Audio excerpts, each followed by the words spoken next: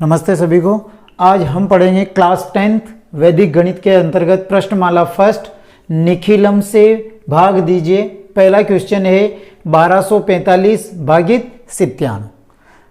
अब इसमें हम सर्वप्रथम आधार लेते कि आधार है हमारे पास में 100, क्योंकि ये जो 97 है अपने पास में 100 के आसपास। अब इसमें जो संख्या है, हम संख्या है 97 और हमें जो इसका जो पूरक संख्या प्राप्त हुई, पूरक संख्या वो है 3 या 03 हमें पूरक संख्या प्राप्त हुई। तो इसको निखिलम विधि से भाग कर रहे हैं। ये प्रथम खंड, मध्य खंड और तृतीय खंड। अब आपको ध्यान में रखना है कि आधार है 100, तो 100 में 2 जीरो, तो इसमें 1245 में जो दो संख्या है इसको कहते हैं हम भागफल, इसे कहते हैं शेषफल। जो 2 जीरो हैं तो दो संख्या हमें इस वाले शेषफल वाले कॉलम में लिखनी है। तो 1245 में जो लास्ट वाली संख्या है वो 445, ये इस कॉलम में लिख दी। अब 45 इसमें लिख दी, अब बची हमारे पास में 12, तो 12 इस कॉलम में लिख दिया। हमारी संख्या है 97, ये 97। अब पूरक संख्या हमारे पास में आई 03, ठीक है, तो यहां पे लिख देंगे ये 03। जब निखिलम विधि से भाग करते हैं तो ये फर्स्ट वाली संख्या ऐसी की ऐसी लिखी, चाहे यहाँ 1 हो, 2 हो, 3 हो, जो कोई भी संख्या हो। अब 1 आया, 1 को इन दोनों से गुणा करेंगे, तो 1 को 0 से गुणा किया और 2 के नीचे लिख दिया, और फिर 1 को 3 से गुणा किया, तो इस जो शेषफल वाले कॉलम में है फर्स्ट वाले 4 के नीचे लिख देंगे 3। अब इसको वापस सोल्व करेंगे। अब 2 में 0 प्लस किया तो ये हो गया हमारे पास में 2। अब 2 को 0 से गुणा करेंगे, अब ये लाइन हमारी कंप्लीट हो गई। अब नेक्स्ट वापस जब गुणा कर रहे हैं तो इसके नीचे लिखना है। 2 को 0 से गुणा किया 0, और 2 को 3 से गुणा किया 6, इसको प्लस कर लेंगे 1 और 7 और 1 8। हमारा भागफल आया 12 और शेषफल आया 81। जो शेषफल है 81 जो 97 से कम है, तो हमारा यहां लिख देते हैं भागफल इक्वल टू 12 और शेषफल इक्वल टू 81 हमारे आंसर होगा। अब हम दूसरा क्वेश्चन सॉल्व करेंगे। 311 डिवाइड बाय 8 निखिलम विधि से भाग। अब इसमें है एक संख्या है 8, तो 8 किसके आसपास है? 10 के आसपास है, ठीक है। तो जब हम कोई भी आधार लेते हैं, या तो 10 लेते हैं या 100 लेते हैं या 1000, तो ये हमारे पास में 10 के आसपास है, तो हमारा जो आधार अंक होगा, आधार होगा हमारा 10। अब संख्या क्या है हमारे पास में? संख्या है 8। अब पूरक संख्या निकालनी है। पूरक संख्या बराबर इसको घटा देंगे, तो इधर हमारे पास में आगे 2। अब इसको प्रथम खंड, मध्य खंड और तृतीय खंड में इसको जमा देते हैं।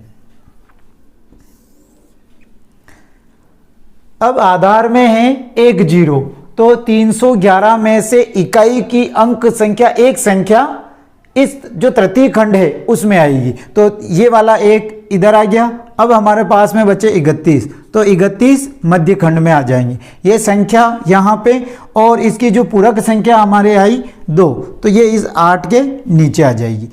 पहले बताया था कि ये फर्स्ट संख्या ऐसी कैसी उतरी, तो ये हो गया आपके 3। अब 3 को 2 से गुणा किया 6, अब वापस 6 में 1 जोड़ा 7, 7 को 2 से गुणा किया 7 दूनी 14। तो जब आप लिखें तो इकाई की संख्या इकाई की जगह होनी चाहिए। 1 ऊपर है तो 1 के नीचे 4 होना चाहिए। अब इसको जोड़ा तो ये आ गया हमारे पास में 15। अब देखो शेषफल तो आ रहे हैं 15, और जो भाग वाली संख्या है वो 8, जो कि जो शेषफल ज्यादा है। तो अब हम क्या करेंगे, इस 15 में 8 का भाग लगाएंगे।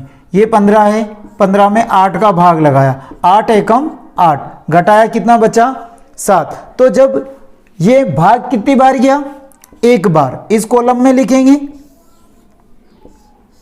और 8 एकम 8, तो इससे हम 8 माइनस कर देंगे, तो 15 में से 8 गए तो 7, और ये इसमें अब हम प्लस करें 7 और 1 8 और 3, यानी कि 38 तो हमारे हो गए भागफल और 7 हो गए हमारे शेषफल। ये ध्यान में रखें। अब ये 7 है, इस 8 से कम में, तो हमारा शेषफल आ गया हमारे पास में 7। तो इसमें भागफल